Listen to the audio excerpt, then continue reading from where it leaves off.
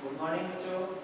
जैसा कि हम सातवें लेसन में टॉपिक पढ़ते आ चुके हैं मानव इतिहास का मानववादी दृष्टिकोण तक, यहाँ तक हमने पढ़ लिया है अपना चैप्टर। अगला टॉपिक है हमारा विज्ञान और दर्शन, अरबियों का योगदान। पूरे मध्यकाल में ईसाई गिरजाघरों और मठों के विद्वान यूनानी और रोमन विद्वानों की कृतियों से परिचित थे, पर इन लोगों ने इन रचनाओं का प्रचार प्रसार नहीं किया। 14वीं शताब्दी में अनेक विद्वानों ने प्लेटो और अरिस्टो के ग्रंथों से अनुवादों को पढ़ना शुरू किया। इसके लिए वे अपने विद्वानों की रीढ़ी नहीं बल्कि वे अरबी अनुवादों की रीढ़ी थी, जिन्होंने अतीत की पांडुलिपियों का संरक्षण और अनुवाद सावधानीपूर्वक किया था। अरबी भाषा में प्लेटो, अफलातून और एरिस्टोटल अरस्तु नाम से जाने जाते हैं, जबकि एक और यूरोप के विद्वान यूनानी ग्रंथों के अरबी अनुवादों का अध्ययन कर रहे थे। दूसरी ओर यूनानी विद्वान अरबी और फारसी विद्वानों की कृतियों को अन्य यूरोपीय लोगों के बीच प्रसार के लिए अनुवाद कर रहे थे। ये ग्रंथ प्राकृतिक विज्ञान, गणित, खगोल विज्ञान, औषधि विज्ञान और रसायन विज्ञान से संबंधित थे। मध्यकाल के दौरान जितनी भी घटनाएं घट रही थी, चाहे वो समाज से संबंधित हो, चाहे वो विज्ञान से संबंधित हो, चाहे वो गणित से संबंधित हो, चाहे वो विधि से संबंधित हो, चाहे वो और किसी क्षेत्र से संबंधित क्यों ना हो, जो भी रचनाएं रची गई प्राचीन काल मध्यकाल में उनका अनुवाद किया जाने लगा और तर्क की कसौटी पर उनको परखा जाने लगा। जब आम जनता के सामने सारी चीजें नए नए तरीके से प्रस्तुत होनी शुरू हुई, तो लोगों ने उनका ज्ञान जो था वो अपने जीवन में उतारना शुरू कर दिया और ये सभी विषयों से संबंधित थी। इसी सारे विद्वान लेखकों में जो प्राचीन काल के जो थे उनमें नाम आते हैं प्लेटो के, अरस्तु के और अरिस्टोटल के। इनकी जितनी भी रचनाएं रची गई थी, सबका अलग अलग भाषाओं में अलग अलग तरीके से अनुवाद किया जाने लगा। टोलेमी के अल्मजेस्ट खगोल शास्त्र पर रचित एक ग्रंथ जो 140 ईस्वी के पूर्व यूनानी भाषा में लिखा गया था और बाद में इसका अरबी में अनुवाद हुआ, में अरबी भाषा के विशेष उपपद अल का उल्लेख है, जो यूनानी और अरबी भाषा के बीच जो रहे संबंधों को दर्शाता है। इन सारे विषयों से संबंधित विज्ञान हो, तर्क विज्ञान हो, गणित हो, खगोल विज्ञान हो, औषधि विज्ञान, रसायन विज्ञान, इन सभी से संबंधित जो ग्रंथ थे वो विद्वानों ने लिखे थे और उन सभी के द्वारा लोगों तक ये जानकारी पहुंचाई गई कि आज के समय में ये सही है या गलत है या इसमें कुछ परिवर्तन हुआ है। टोलेमी ने जो अल्मजेस्ट लिखा है ग्रंथ, वो अरबी भाषा और यूनानी भाषा के बीच जो संबंध रहे थे पिछले कई शताब्दियों से, उन सारे संबंधों के बारे में ये ग्रंथ हमें जानकारी देता है। मुसलमान लेखकों जिन्हें इतालवी दुनिया में ज्ञानी माना जाता था, उन्हें अरबी के हकीम और मध्य एशिया की बुखारा के दार्शनिक इब्न सीना, लातीनी में एबी सीना और आयुर्विज्ञान विश्वकोश के लेखक अल राजी, जिनको रेजेस भी कहते हैं, सम्मिलित किया गया है। अब मुसलमान जितने भी लेखक हुए हैं उन्हें दुनिया में बहुत ज्ञानी माना जाता था, खासतौर से इतालवी दुनिया के अंदर, और इसके अतिरिक्त बहुत सारे हकीम हुए हैं और दार्शनिक हुए हैं।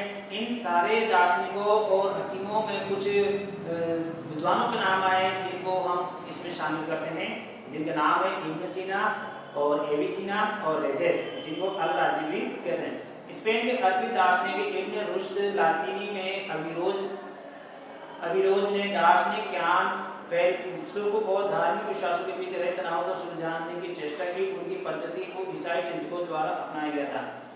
देखिए, स्पेन में भी कुछ दार्शनिक विद्वान हुए हैं, उन्होंने भी अपने धार्मिक और दर्शन के बीच जो भी संबंधों में टकराव हुआ है, जो भी संबंधों में जो विवादों का जो तनाव आया है, जो भी नई नई समस्याएं आई है, उन सभी को सुलझाने की कोशिश की है और उन सारी सही कोशिशों को ईसाई विद्वानों चिंतकों ने भी उनको स्वीकार किया है। मानववादी अपनी बात लोगों तक तरह तरह से पहुंचाने लगे। यद्यपि विश्वविद्यालय में पाठ्यचर्या पर कानून, आयुर्विज्ञान और धर्मशास्त्र का दबदबा रहा, फिर भी मानवतावादी विषय धीरे धीरे स्कूलों में पढ़ाया जाने लगा। यह सिर्फ इटली में ही नहीं बल्कि यूरोप के अन्य देशों में भी हुआ।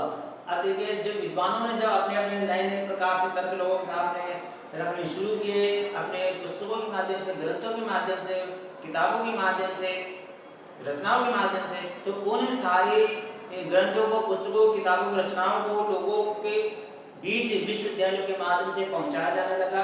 अब ये खाली विश्वविद्यालय तक नहीं था, जैसे जैसे आगे समय बीता ये सारी जानकारी विश्वविद्यालयों के साथ साथ अब स्कूलों में भी विद्यार्थियों तक पहुंचाई जाने लगी। अगला टॉपिक आ रहा है हमारा कलाकारों और यथार्थवाद। उस काल के लोगों के विचार को आकार देने का साधन मानवतावादियों के लिए केवल औपचारिक शिक्षा ही नहीं थी। कला, वास्तुकला और ग्रंथों ने मानवतावादी विचारों को फैलाने में प्रभावी भूमिका भी निभाई थी। अब जब ये सारी जानकारी विद्वानों के सामने जब लोगों के बीच आई, तो इन सारी जानकारियों को कला के माध्यम से, वास्तुकला के माध्यम से भी मानवतावादी विचारों को फैलाने में बहुत सारी मदद मिली। नाम आ रहा है ड्यूलर का। कला प्रकृति में रची बसी होती है। ड्यूलर कहते हैं कला प्रकृति में रची बसी होती है, जो इसके साथ को पकड़ सकता है वही इसे प्राप्त कर सकता है। इसके अतिरिक्त आप अपनी कला को गणित द्वारा दिखा सकते हैं। जिंदगी की अपनी आकृति से अपनी कृति जितनी जुड़ी होगी उतना ही सुंदर आपका चित्र होगा। कोई भी आदमी केवल अपनी कल्पना मात्र से एक सुंदर आकृति नहीं बना सकता जब तक उसने अपने मन को जीवन की प्रति छवि से न भर दिया हो। एक विद्वान का नाम है ड्यूलर, काफी अच्छे चित्रकार हैं। उन्होंने चित्रकला के माध्यम से अपने जितने भी मनोभाव थे, मन मस्तिष्क में जो इनके उभर कर के आ रहे थे, उनको ध्यान में रखते हुए कहते हैं कि कला प्रकृति में रची बसी है। जो इसके सार को पकड़ सकता है वही इसे प्राप्त भी कर सकता है। ये कला हम गणित के माध्यम से भी बहुत अच्छे ढंग से दूसरों के सामने प्रस्तुत कर सकते हैं। कोई भी आदमी केवल अपनी कल्पना मात्र से सुंदर आकृति नहीं बना सकता जब तक उसके मन मस्तिष्क में नए नए विचार, नए नए जो छवि उभर करके नहीं आएगी, तब तक वो अपनी कला को अच्छे ढंग से प्रस्तुत नहीं कर सकता। ड्यूलर द्वारा बनाया गया है एक चित्र जिसमें प्रार्थनारत हस्त है, उसको दिखाया गया 16वीं शताब्दी की इतालवी संस्कृति का आभास कराता है, जब यहाँ के लोग गहन रूप से धार्मिक थे परंतु उन्हें मनुष्य की योग्यता पर भरोसा था। वह निकट पूर्णता को प्राप्त कर सकता है और दुनिया तथा ब्रह्मांड के रहस्यों को सुलझा सकता है। वो कहते हैं कि व्यक्ति को अपनी योग्यता पर भरोसा रखना चाहिए और लोगों से पूर्णता को प्राप्त करने के लिए उस पर विश्वास भी करना चाहिए। इसी प्रकार से दुनिया और ब्रह्मांड की जो अनेक प्रकार की समस्याएं हैं, जो अनेक प्रकार के जो रहस्य हैं, समस्या है, उनको वो सुलझा सकता है। आगे बताया जा रहा है पहले के कलाकारों द्वारा बनाए गए चित्रों के अध्ययन से नए कलाकारों को प्रेरणा मिली है। रोमन संस्कृति के भौतिक अवशेषों की उतनी ही उत्सुकता के साथ खोज की गई जितने के अतीत के प्राचीन ग्रंथों में। अब जब चित्रों के माध्यम से लोगों के सामने नए नए विषय उभर कर आए कलाकारों के द्वारा, उन सारे चित्रों को देख करके लोगों को नए नए प्रेरणाएं मिलने लगी।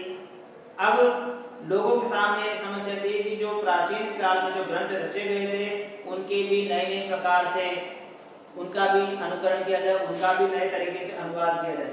रोमन साम्राज्य के पतन के 1000 साल में प्राचीन रोम और उसके उजाड़ नगरों के खंडरों में कलात्मक वस्तुएं मिली हैं। अनेक शताब्दियों पहले बनी आदमी और औरत की संतुलित मूर्तियों के प्रति आदर उस परंपरा को कायम रखने के लिए इतालवी वास्तुविदों को प्रोत्साहित किया है।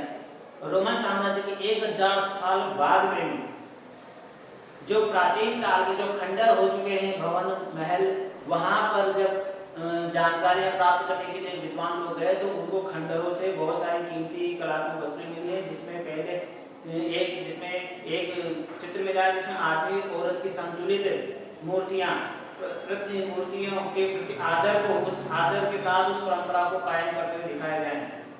1416 इसमें दोनातेलो ने सभी मूर्तियां बनाकर नई परंपरा कायम की थी। दोनातेलो जो एक विद्वान है, बहुत अच्छे मूर्तिकार हैं, उन्होंने मूर्ति बनाई बहुत खूबसूरत। कलाकारों द्वारा हूबहू मूल आकृति जैसी मूर्तियों को बनाने के चाह को वैज्ञानिकों के कार्यों में सहायता मिली। नर कंकालों का अध्ययन करने के लिए कलाकार आयुर्विज्ञान कॉलेजों की प्रयोगशालाओं में गए।